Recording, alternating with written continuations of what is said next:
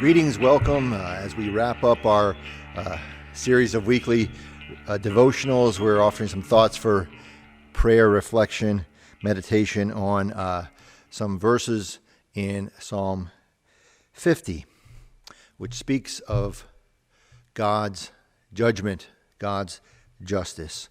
And I mentioned before that I am working on the racial justice team for the Penn Northeast Conference, and it's been a bit disappointing at times to hear some white pastors, white congregation members respond to calls for racial justice by kind of saying, you know, I'm not racist. Why do I have to do this sort of thing? Why do we have to be involved in this kind of work?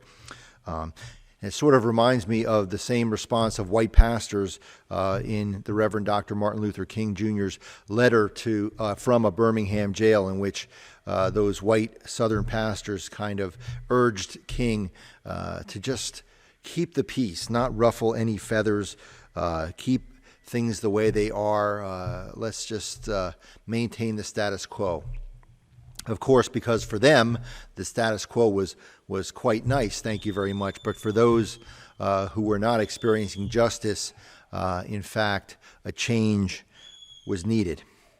In verse 6 of Psalm 50, we read, "The heavens declare his righteousness, for God himself is judge." So what does God's judgment, what does God's righteousness, what does God's justice look like?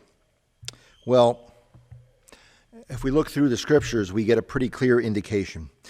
In the Hebrew scriptures, God over and over again cares for the poor, the least of these. The Ten Commandments in the book of Exodus are written as a framework, a guide for helping the weakest members of a community, the most vulnerable members of the community.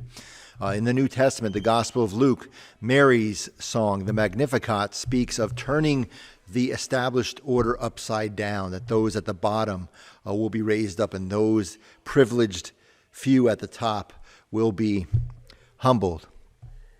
Jesus' very first sermon in the Gospel of Luke, he quotes from the prophet Isaiah and says, "I've come to preach good news to the poor, to preach the release of the captives, that the oppressed may go free, to experience the year of the Lord's favor."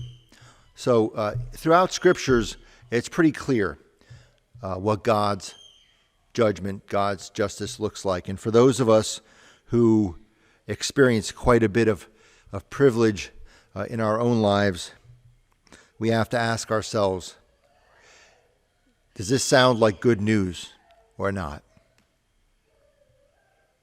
Amen.